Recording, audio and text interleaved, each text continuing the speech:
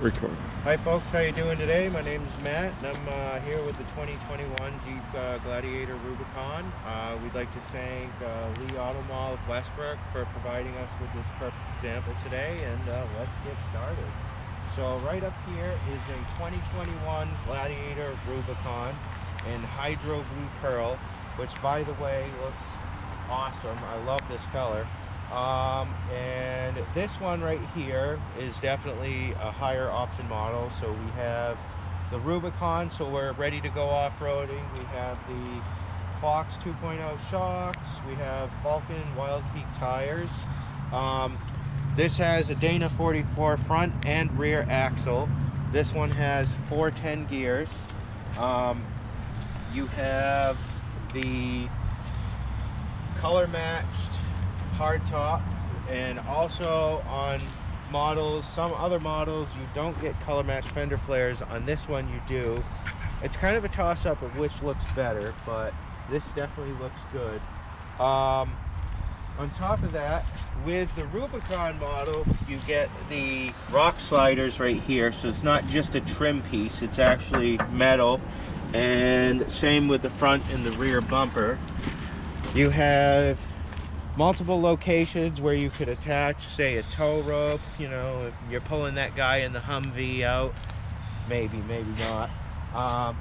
With this, you also have the front trail cam and a really neat feature that allows you to actually clean the camera when you push a button inside on the infotainment screen. We will actually display that. Coming around back, you have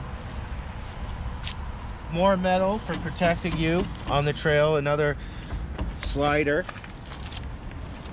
You have LED front and rear lights, by the way. These tail lights are LED. You have a hitch. This one does have a tow package. And you have, you know, your tailgate. By the way, it does go down gently. It's not going to slam. This one has a spray bed liner, which is an option on these, and it is definitely a high quality setup. The weather, of course, folks, is not the greatest today, but hey, it's a Jeep. What a perfect time to film it. Coming around the side, you have your fuel door, just easy touch and open. On this one, we also have a power rear window for the hardtop right here. Alright, so what's powering this 2021 Gladiator? Well, this one has the Pentastar 3.6 liter V6. You got your classic Jeep hood locks right here.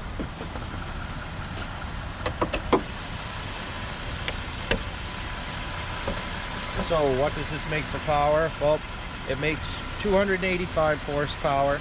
It makes 260 pound-feet of torque. It is direct injection.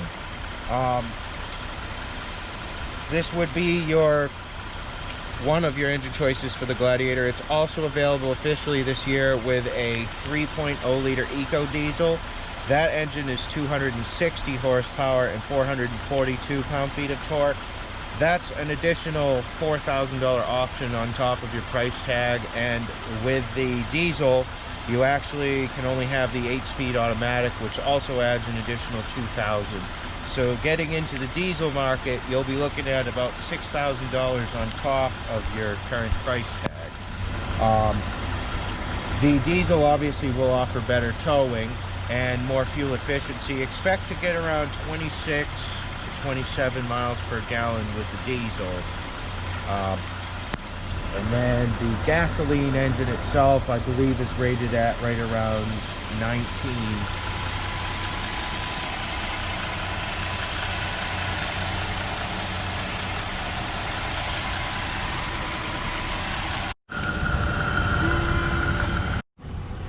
So you can tell there's some like leather feeling material here. This is an area to lift up on the door when you're removing it off the hinges. And the doors, I believe, can be stacked in the back. You have the unlock buttons here, your mirror controls here. The window controls are actually right here because you're able to take off the doors, so they wanted them to be more centralized in the center there. You got nice leather seats. They're actually pretty warm when you're sitting in them. The steering wheel here is all leather as well as warm, is for the comfort of your hands in the winter. Well, let's talk about comfort while we're in here too. I would have to say that the Gladiator is definitely a little bit more cramped inside than some of the other mid-sized trucks. For instance, I'm a bigger guy. Desmond's not such a big dude, but when we're in here, I feel like I'm utilizing all of the space available, and that's it. You sit up higher. I do like the seating position in the Gladiator. However, on a long road trip, 2 dudes are going to be rubbing arms in here. This one, again, is a very high option model. So you have the Uconnect 8.4-inch touchscreen right here.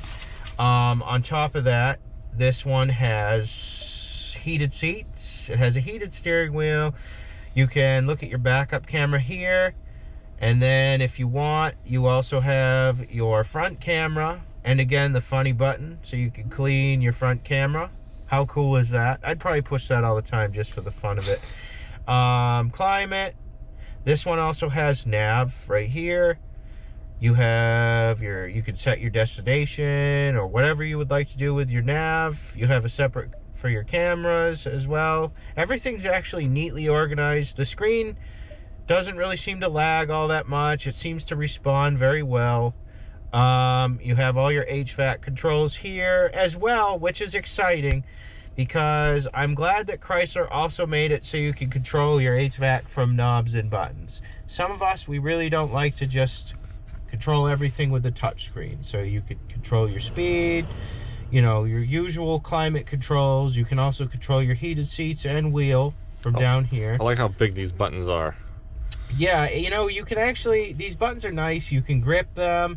They're not really small where you slip on them. If you have gloves on or something, it makes it a lot easier. Exactly. You have a 12-volt plug right here. You also have an outlet for your media. You got a USB, your auxiliary. USB-C. Yep, your window controls. Now, when you're on the trail, one of your things that is important in a vehicle like this is you have your sway bar disconnect here, which will allow a little bit more articulation when trail riding. You also have your off-road control. It allows you to put the vehicle into an off-road mode. You also have your gear selector here. You have your transfer case selector here. Overall, Jeep has made it a nice, neat little package. You have your steering wheel controls here. You have the nice volume controls over here for talking and channels for radio. And you have your nice cruise control and lane assist and all those features right here. Your usual windshield wipers and TikTok controls right there. Your nice little light fixtures and features right there. You got your awesome oh shit handle right there. Yep, I do like the coloring in the dash as well.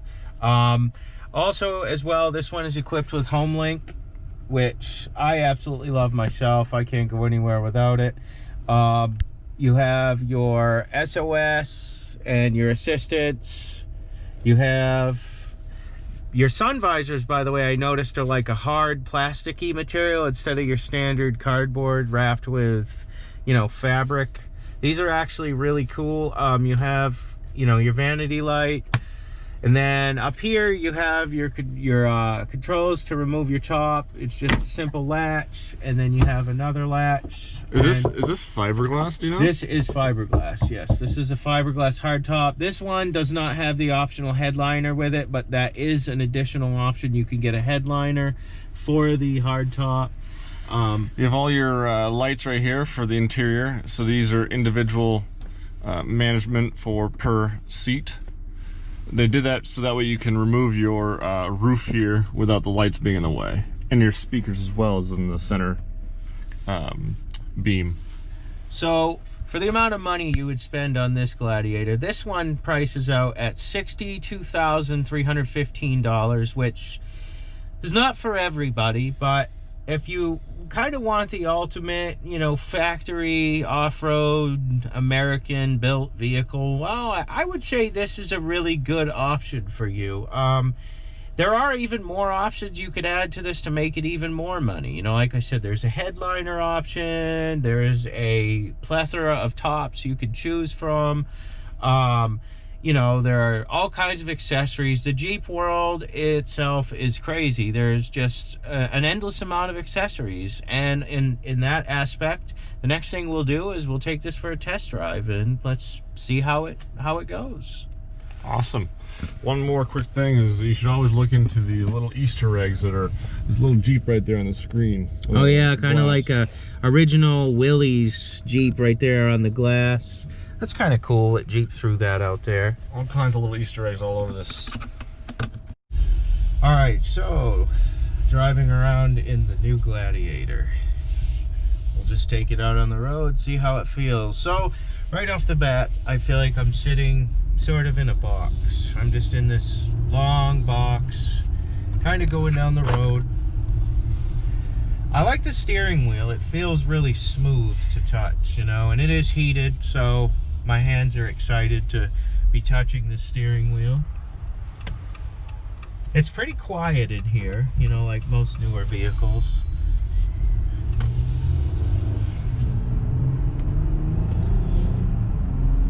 Power seems to be pretty strong. The power is, I would say the power is what I expect from a vehicle in this category, you know.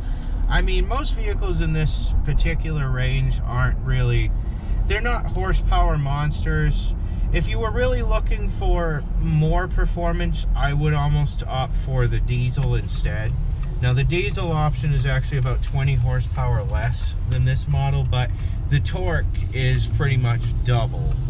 So with the diesel, you would get 442 pound-feet of torque, so you will feel that. You know, it feels like you're actually in a fairly small vehicle when you're in this, because where you're so close to your passenger, and on top of that, when you look out and see the hood, it's way more narrow than the window line itself. So it makes it feel like you're sort of in a, almost like a small economy car, if it weren't for the fact that you were sitting up as high as you are. Overall, the ride in this is very quiet. You know, there's not a lot of road noise, which it does surprise me because the tires on here are fairly aggressive. Overall, compare this to your Tacoma. What do you think? Well, we both drive Tacomas. Would I buy this? I feel like if the price were a little bit more competitive, I would consider it. Only because for other mid-sized trucks out there, like if you wanted to get a TRD Pro Tacoma, you know, you'd be looking at more like high 40s for the price. Mm-hmm. You know, yes, the roof doesn't come off, but is an extra, you know, $15,000 worth taking your roof off? I don't know. To some people it would be. I mean, then you have the Colorado ZR2, you know. The real thing that this offers on top of the other ones is the fact that you get to take your roof off. You know, you kind of don't feel like you're in a truck. Like, that's the thing. The Gladiator is a truck. It's not a Wrangler. It's a truck. And in a way, it doesn't feel like a truck, you know? I mean, it feels more like of a, you know, just a utility vehicle that you're driving. But again, $62,000, it's not for everybody. You could probably option one of these a little less. I mean, these do start in the high 30s, but, you know, it's going to be pretty basic at that price range. And, you know, you may not be, I wouldn't be as excited. I like to have options in my vehicle. So for me, would I buy this? I'd have to say no. I'm not saying it's a bad vehicle. I'm just saying that for its price range, I would have to shop for another vehicle. What are your thoughts towards it? Well, it's definitely user-friendly. For off-road, it's definitely worth its pennies. but as far as the feel of it, it's not what I'm used to. It takes some time to get used to this. This is a very nice dashboard, for an example. It's plastic like anything else would be.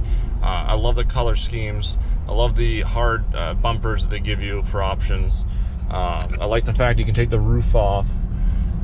The only feel I don't like, which is because, again, I've been driving a Tacoma for a while, is that this is way too wagon feel. It's too long and too narrow in my for the feel of it. I agree with you there. It's great. Other than that, the leather seats I love. The convertible aspect of it I love. The fact that it's a truck I enjoy. The fact that Jeep put a truck together again after what 20, 30 years has been. Yeah, I mean it's been a while since the Comanche's been out. It's a nice vehicle for what Jeep can create. It's a nice truck for what Jeep can create. You have a lot of cool features like the center console here, and you can have a more in-depth center console. The off-road part I haven't experienced yet, but from what I understand, a lot of Jeep owners love it off-road. You have your normal chrome feel to the door handles, the things that open the doors, that is. You can take off every door, to my knowledge, in this thing. The back seats have options to open up and put more stuff underneath. We can show you that later. Like the Defender, as I explained in a previous video, the interior of the doors here will show the exterior of the color as well. This entire Jeep has the roll cage type frame, which is really cool. So if you want to take the roof off and such, and the doors, you still have some security.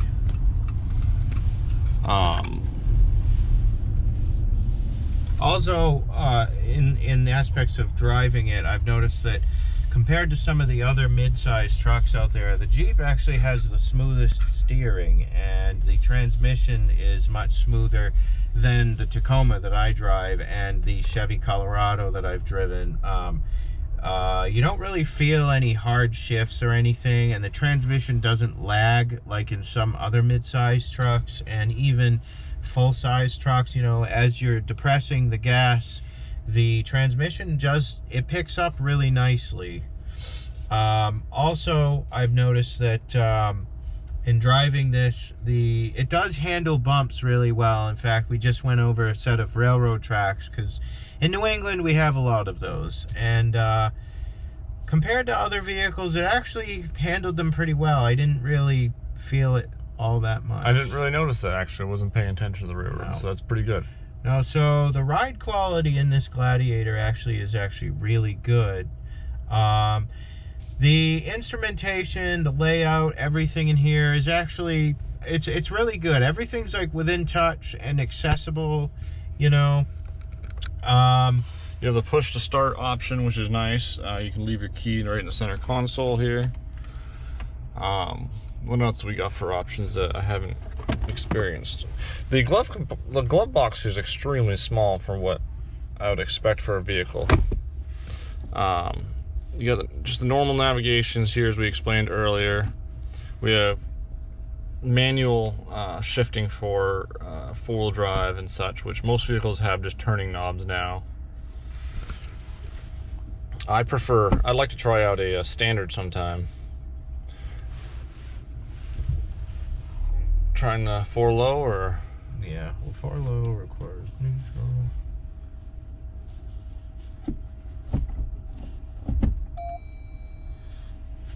Yeah, we're in 4-low now. Electronic stability.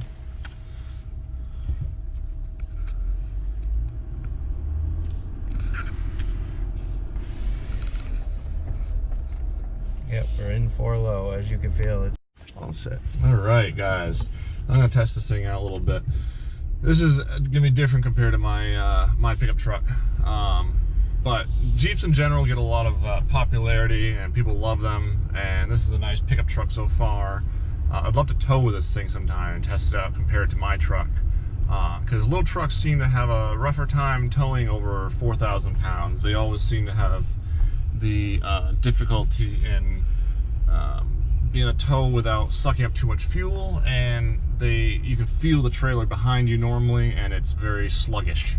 I haven't felt a vehicle that's in this class yet, that's including Rangers, Tacomas, Jeep Gladiators here, Nissan Titan, I believe, the smaller ones, and a few others. They all tow all right, but I wouldn't recommend it for big boats and big RVs and such like that. Now, I was under the impression that when you're handling this, it's very clinky, but it actually smooth. It handles smoothly in the steering wheel.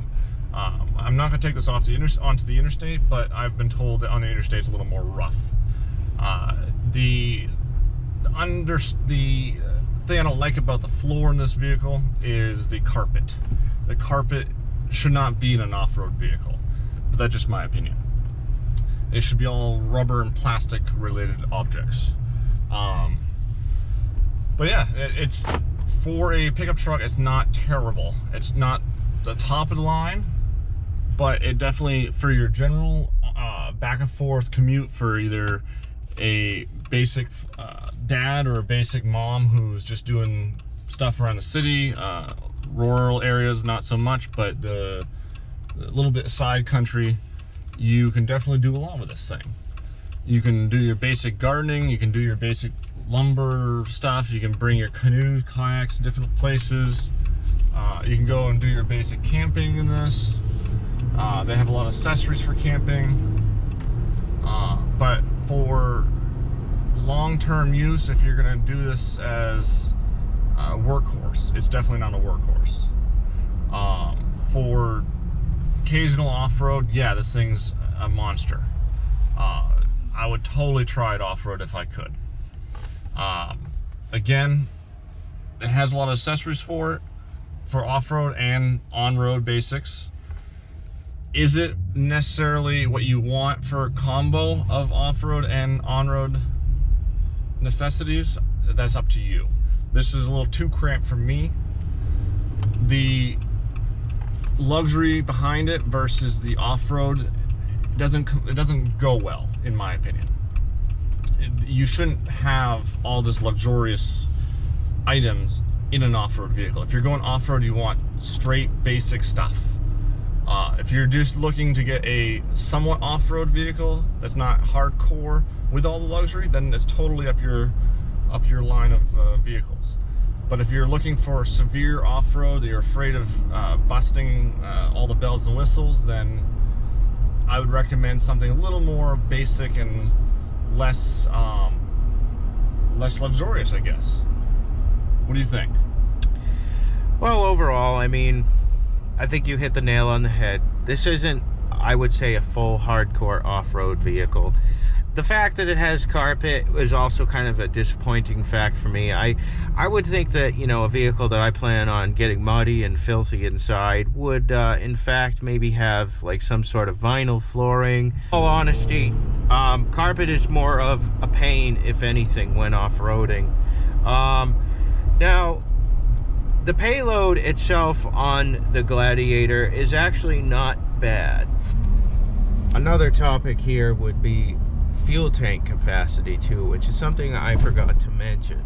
But if going with the diesel option, you actually lose about 5 gallons of fuel tank capacity. So the gasoline version has a 23-gallon tank. But when you get the diesel, you have to have, you know, the modern emission stuff. So basically, you get an 18-gallon tank because they have to make room for the DEF tank.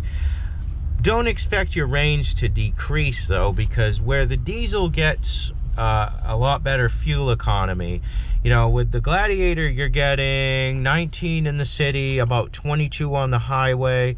It's about 17 miles combined per gallon. Versus, you know, with the diesel, you're doing about 26 to 27 miles per gallon.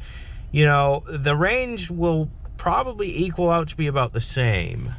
You're looking at around 400 miles for the diesel, as well as close to that with the gas counterpart. You know, with the addition of a DEF tank, you do, like I said, lose capacity. So that's the unfortunate thing with diesels nowadays, is we have to be emissions friendly, so there are some compromises. So in the back seat here, we got the under seat storage, which is pretty cool. You can hide stuff in here, and your little what do you call that? You got your jack and your lug wrench for, you know, changing your spare tire. Is that one of those Widowmakers jacks? It's just a jack. It's your factory jack. You know, you got that, and then you got another. This little compartment here is for putting all your bolts from when you take your windows and doors and such off, so you can put it exactly in the correct spot and you don't lose them. That's actually a really cool feature. And of course, back here you have your window controls. You have 2 USBs, and you have your household 120 volt outlet. More USB-C and normal USB. You also have some storage in the back seat, and you have the ability to clip some certain molly rack style items there. I've never seen those before, but that's cool. I think you could put, like, you know, you could put like a pocket knife in there, right? Some tools. Now, when you pull these seats down, you can actually lock the seats with a key right here. So that way this won't come up and people can't access your like wallet and phone and such when you're like on a hike. This one also has the portable radio with it. Portable radio is pretty cool, and it charges in the back there too. So you can take that on the beach with you, or hiking, or wherever you like to bring it.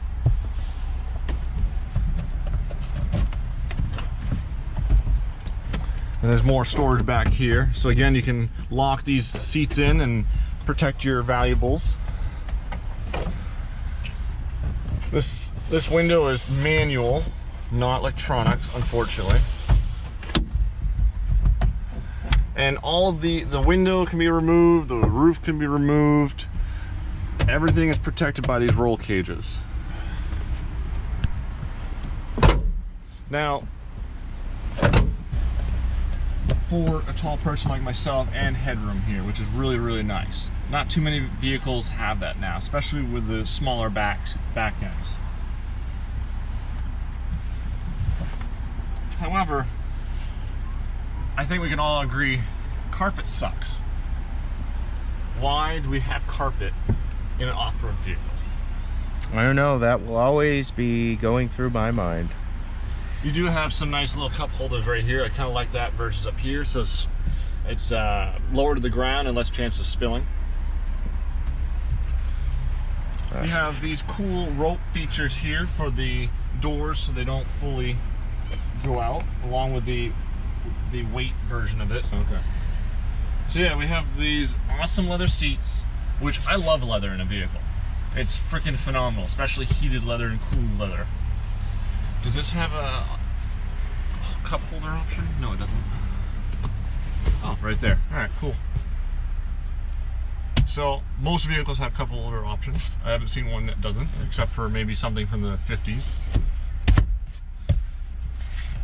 You have the usual chrome, the usual plastic feel, but a little bit of leather material. You can, actually, these are nice. You can hook up seat, what do you call it, baby? A car seat. Car seat, thank you. And do it right here, where it's a lot more user-friendly, I'd say. A lot of vehicles, even in, I want to say minivans, don't even have it that nice. It's usually a pain to hook them up and unhook them. Yep, right there. Your window controls are right here, which is cool. You have your normal... This one also has a sound bar up here. And your speaker right here, I believe. And then right behind the rear passenger seat would be where your radio, your portable radio mounts, right there.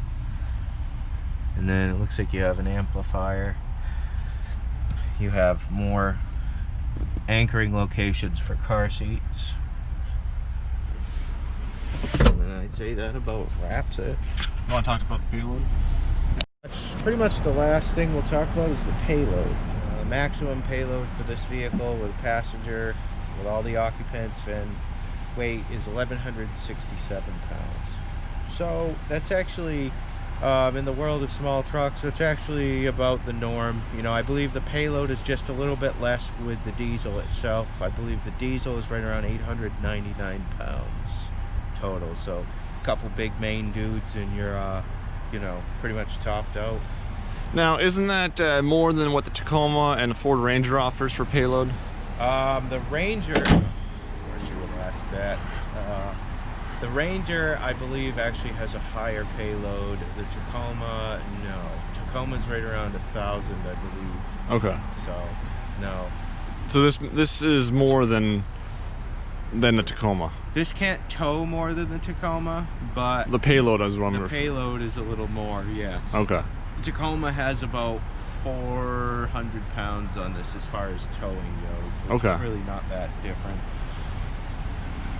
You have the normal tires for off-road, which are pretty nice. You have the cool rims here, they're solid, along with the little Jeep logo here, which is cool.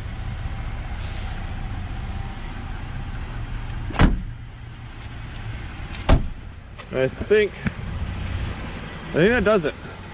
It does. Thank you for watching, and I hope you found this information useful. Lee Chrysler Dodge and Jeep. You guys looking for a new Ram, Jeep, any type of Dodge product, Challenger, you name it, these guys have it. Just check out their website at leeautomall.com. And thank you, Brenden, for the help.